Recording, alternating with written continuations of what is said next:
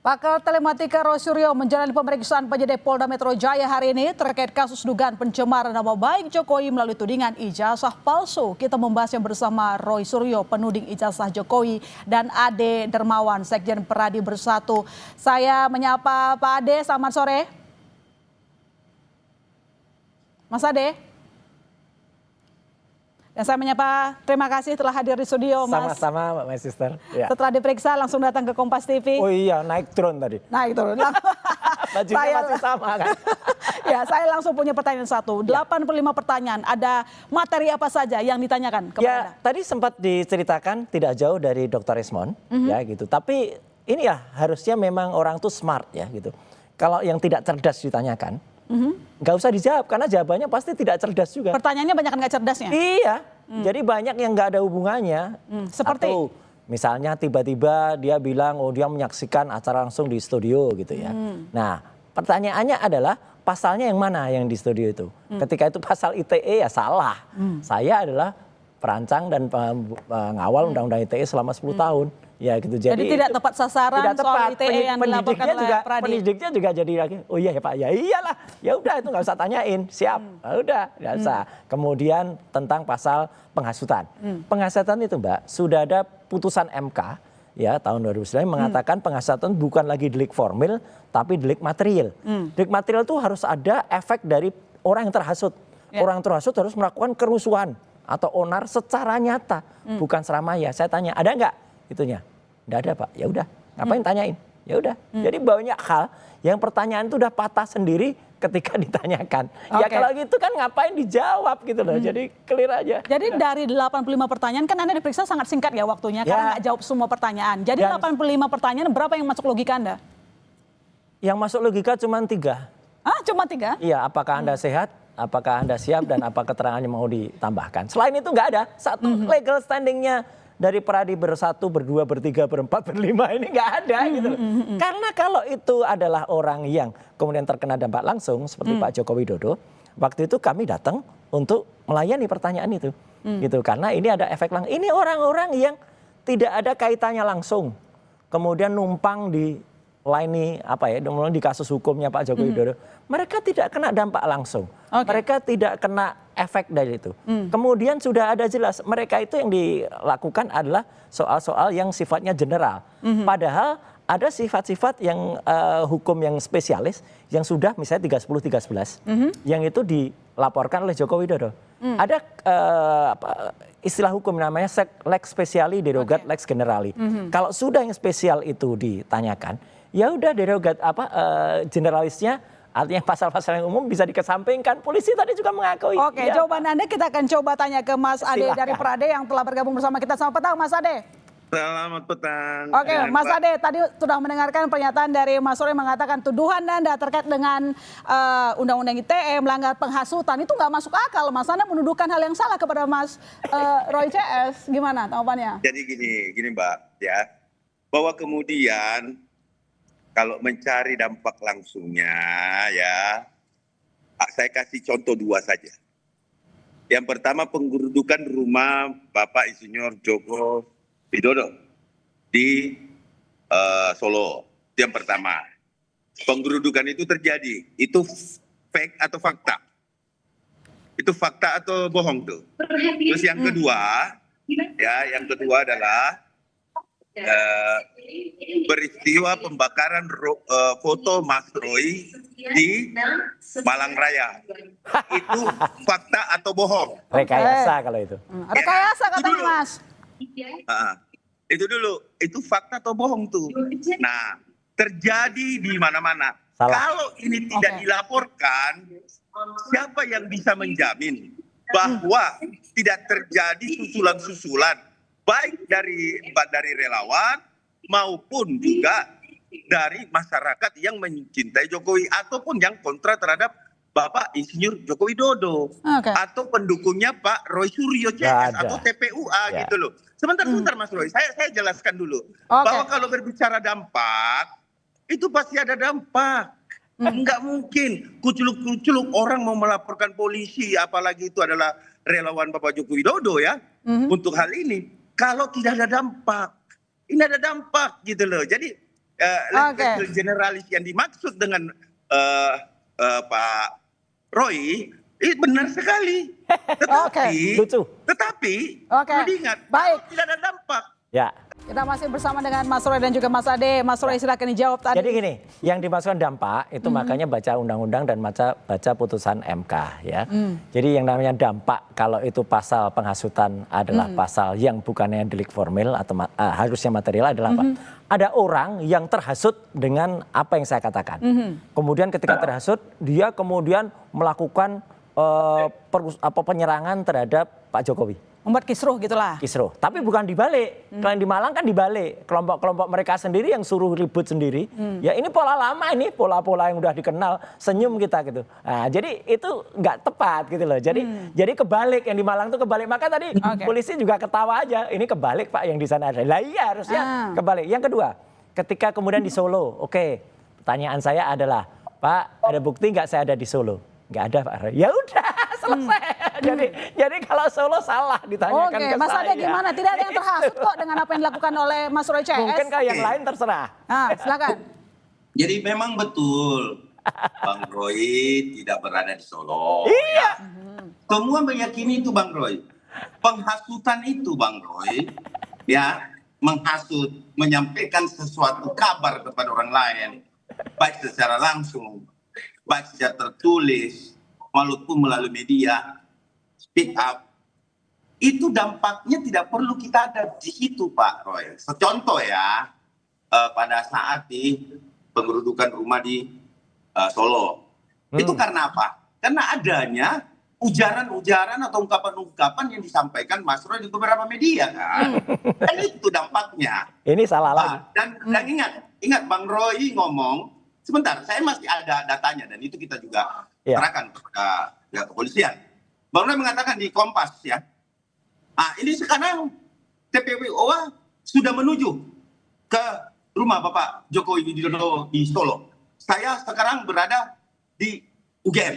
Kan itu jejak digital loh Mas ya. Ini bukan aku yang ngomong, tapi itu jejak digital yang ada saat kami melihat itu. Bang Roy memastikan bahwa tim TPUA sudah berada di Solo gitu loh. Iya, kan TPUA yang di Solo, bukan saya. Iya, justru itu Bang Roy. Itulah dampak yang kami maksudkan. Kalau polisi bermaksud lain, terserah. Atau Bang Roy juga bermaksud lain, itu adalah teknis penyidikan. Ini loh. Teknis penyidikan itu Bang Roy. Kalau memang benar. Intervensi. Mas Ade, sekarang gini. Supaya orang nggak kusut ya, nggak salah. Sebentar. Kalau memang benar, tadi saya dikejar oleh petugas. Ketika saya katakan saya nggak ada di Solo, ya udah Pak, salah kalau gitu ya. Iya, selesai. Saya jelaskan dulu Bang Roy. Saya jelaskan dulu bahwa itu ada teknik penyidikan. Monggo silakan mau dijawab apa saja. Saya tidak mau merusak juga sistem penyidikan yang ada di Polda Metro. Artinya apapun itu kalau sudah diungkapkan sama Bang Roy, sudah disampaikan dengan secara menurut Bang Roy benar, ya monggo silakan, itu kan berproses.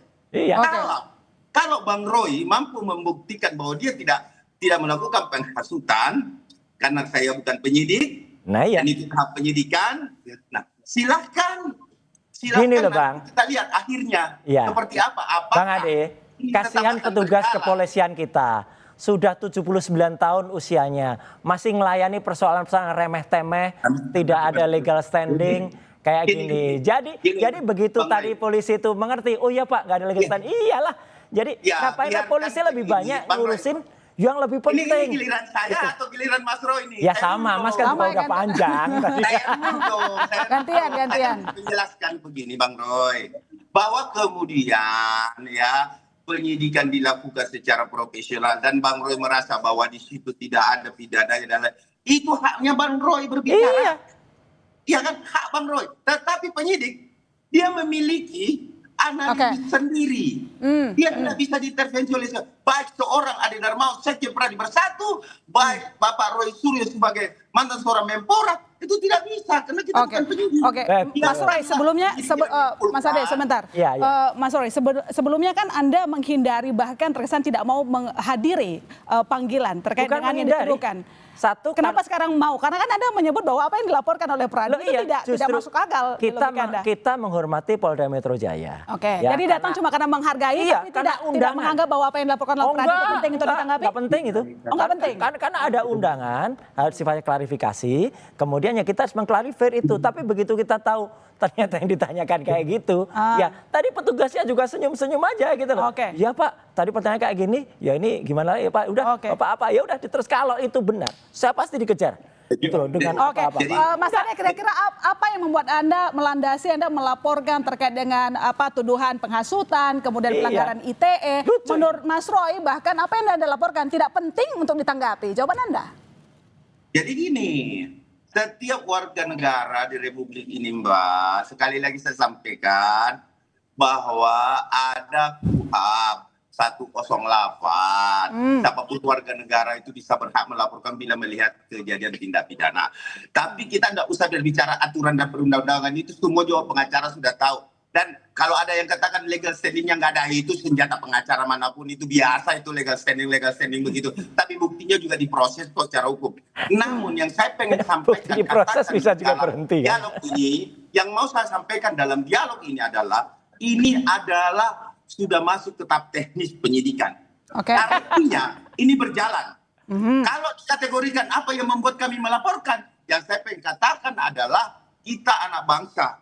Kita jangan saling menuding. Kalau belum ada bukti, kita tidak boleh menjustifikasi seseorang menjadi palsu yang menimbulkan kegaduhan. Karena Bapak Insinyur Joko Widodo juga adalah seorang presiden berkuasa 2 periode. Ya tentu dia punya pendukung, Mbak.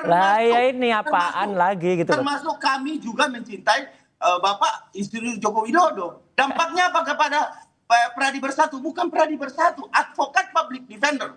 Itu apalagi itu public defender. Kami butuh sebentar Mas Roy. Nanti dikejar lagi itu. Memang untuk melaporkan hal-hal seperti ini. Kenapa kami tidak mau ada kegaduhan? Gak masalah. Kami tidak mau, Bang Roy. Kalau kami tidak laporkan ini ke polisi Bang Roy, yang saya takutkan Bang Roy jalan tengah malam, kalau ketemu orang yang mencintai, ini contoh nih. Kalau ketemu orang yang mencintai betul-betul Pak Jokowi, terus Bapak disenggol dan diapa-apain. Ya nggak mungkin, ini salah. Yang ada di Malang tuh kita tahu siapa orang-orangnya. Saya sampaikan ilustrasi, bukan kepastian Pak. Iya. Jadi ini malah nggak benar. Kalau gitu negara NKRI ini tidak benar kalau ada pembacokan di tengah jalan. Oh jasanya palsu, begana. Tapi Bapak sendiri tidak pernah.